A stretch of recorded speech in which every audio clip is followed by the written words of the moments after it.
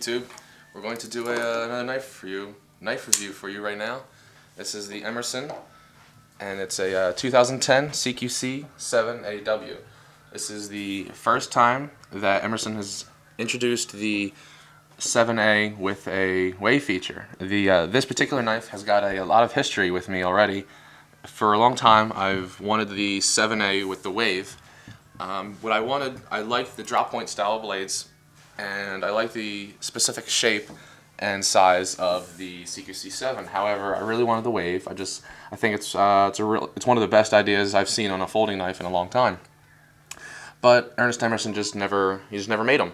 So this past November at the New York Custom Knife Show, I spoke to him about the possibility of him putting a wave on the 7A. And to my surprise, he told me that he actually had plans to do that already.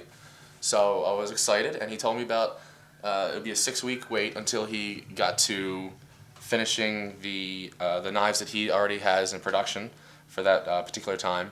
So about 6 weeks later, I was called up by the Emerson crew, and they told me that the knife was ready to be shipped out.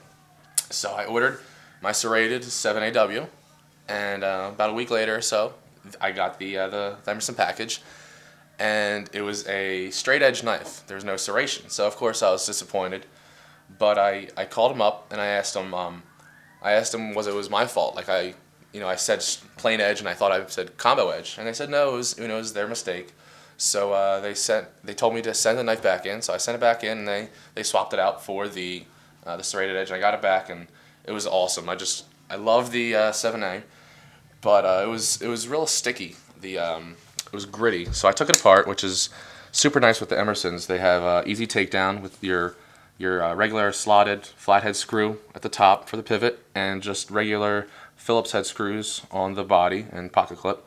So I took it down, and I cleaned it all out. Just took a napkin or paper towel, whatever, and cleaned out all the gunk and the oil. And then I re-oiled it, and now it's real smooth and it's perfect. You can see the lockup is right in the middle. When I first got it, it was all the way to the left, very early, like most Emersons, and it took a while to break in. It's still a little stiff, but it's good. It's not going to move too far away from. Shouldn't move too far from that. So yeah, it's a great knife, and Emerson customer service is wonderful, as many people have said before. So this is the stonewashed version of the knife. I think they're only going to make them, at least for now. And what's real nice about these knives is they don't have a serial number. Now, most Emersons have a serial number right under the thumb disc. It'll be right underneath there. But Ernest Emerson, he made a sprint run of these, and I believe he made 50 knives in all 4 versions, whether it was waved or de-waved, serrated or plain edge. So I was lucky enough to grab one of these early. I believe he still has the link on his website, so you might be able to buy them. But I know they are running out they're running in short supply now, because there are people who've been grabbing these. They're a great knife. So what's new about these is also the G10. The G10 is a lot more coarsely checkered than some of the other models from Ernest Emerson.